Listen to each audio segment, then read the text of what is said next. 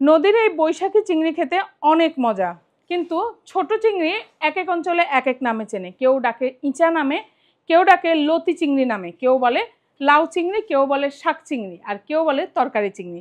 অর্থটা কি আপনারা দেখেন? এই চিংড়িটা দেখি, চিংড়িটা একটু দেখো হাতে নিয়ে।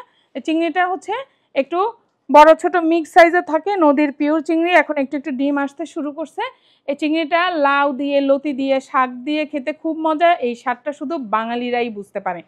যেটা বলতে যাচ্ছিলাম, অনেক চিংড়ি মায়ের জন্য অর্ডার করেছেন নিউ ইয়র্কের ওজন পার্ক থেকে সাবুল ভাই।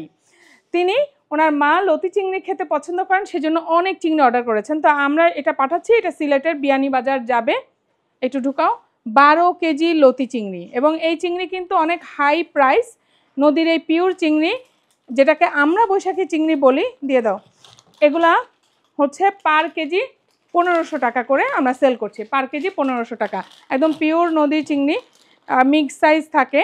এখন লতি বলেন, শাক বলেন, আর লাউ বলেন, যে কোনো কিছু খাওয়া যাবে। এটা গ্রামের লতি দিয়ে খেতেই খুব বেশি হয়তো পছন্দ করে সিলেট অঞ্চলের মানুষ, আমি জানি না এইটা সঠিক কিনা। যাই হোক, সাবুল ভাই অর্ডার করেছে নিউ ইয়র্কের ওজন পার্ক থেকে, কারণ ওনার আম্মা এই চিংড়ি খেতে খুবই পছন্দ করেন। মায়ের জন্য ভালোবাসা বলে কথা, মা বাবার প্রতি ভালোবাসার ব্যাপারটাই অন্যরকম। এখানে শুধু ভালোবাসা না, কৃতজ্ঞতাও কাজ করে। সারা জীবন মা বাবা সন্তানদের সব ধরনের আদর আহ্লাদ অভিযোগ সব কিছু মেনে সন্তানদেরকে বড় করে না। সেখানে সন্তানরা টাকা পয়সার কোনো হিসাব করে না, যত দামি হোক না কেন। এই যেটা মা খেতে পছন্দ করেন, সেখানে আসলে যেভাবেই হোক সন্তানরা সেইটা জোগাড় করে মায়ের জন্য পাঠান। যেমন সাবুল ভাই নিউ ইয়র্কের ওজন পার্কে বসে ভিডিও কলের মাধ্যমে আমাদের কাছে অর্ডার করেছেন। আইসগুলো দিয়ে দাও। হ্যাঁ, ভিডিও কলের মাধ্যমে আমাদের কাছে অর্ডার করেছেন, যেটা আমরা পৌঁছে দিব। উনি নিচ্ছেন এসে পরিবহনের মাধ্যমে, যাতে দ্রুত পৌঁছায়। আজকে আমরা এটা কুরিয়ারে বুকিং দিয়ে দিলে এটা হচ্ছে আগামীকালকেই পৌঁছে যাবে। দাও দাও, আইস দিয়ে দাও, আইস দিয়ে দাও। সুন্দর করে আইস দাও। বিয়ানীবাজার গুড় আইস দাও, গুড় আইস।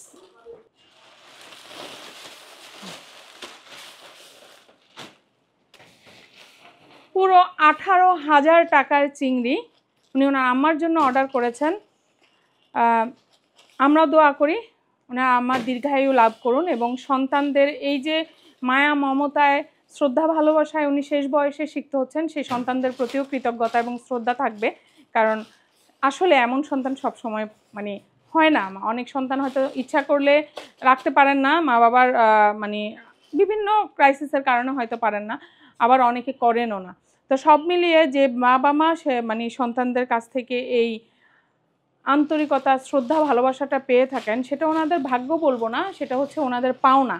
আমরা সবাই চেষ্টা করব আমাদের বাবা মায়ের প্রতি খেয়াল রাখতে, এবং অবশ্যই ওনাদের যে শেষ বয়স, ওনারা যেন কোনো রকম কষ্ট আর মনে আঘাত না পান, সেই দিকে অবশ্যই খেয়াল রাখার চেষ্টা করব।